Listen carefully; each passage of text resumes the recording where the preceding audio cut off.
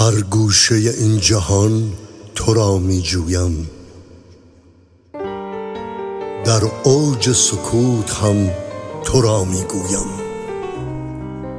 ای جان جهان و جانم از تو سرشار، دست از طلب تو من مگر می شویم.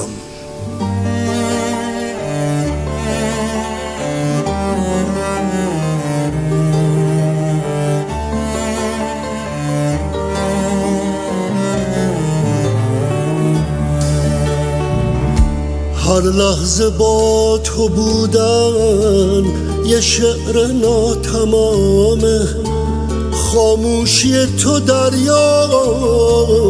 دریایی از کلامه. دیدار تو غزل ساز، دست تو زخمه ساز، چشم تو شهر آواز، دریچه‌ای به پرواز. راز و نیاز عاشق محتاج گفتگو نیست، وقت نماز عاشق قبله که رو به رو نیست.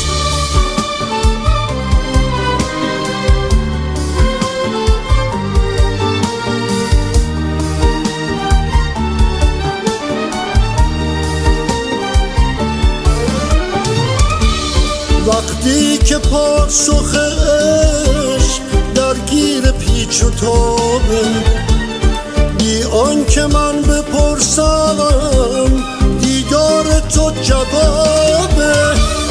با دست هر نوازش 100 حرف تازه داری، تصویر روشن عشق در قاب روزگاری.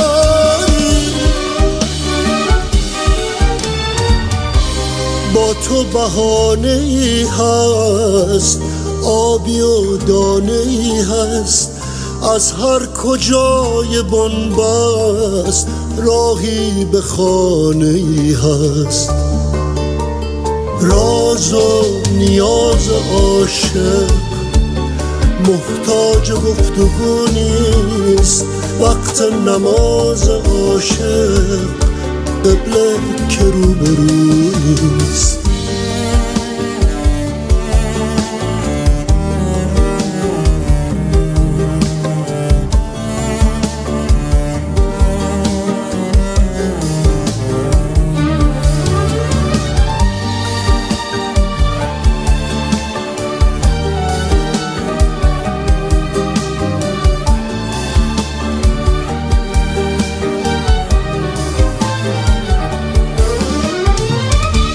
ما بی نیاز گفتن، بی گفتن و شنیدن، در حال گفتگوییم در لحظه های دیدن. تو با دل صبورت در ماندن و عبورت، با من به گفتگویی در غیبت حضورت. با تو بهانه ای هست، آبی و دانه ای هست، از هر کجای بنبست راهی به خانه ای هست.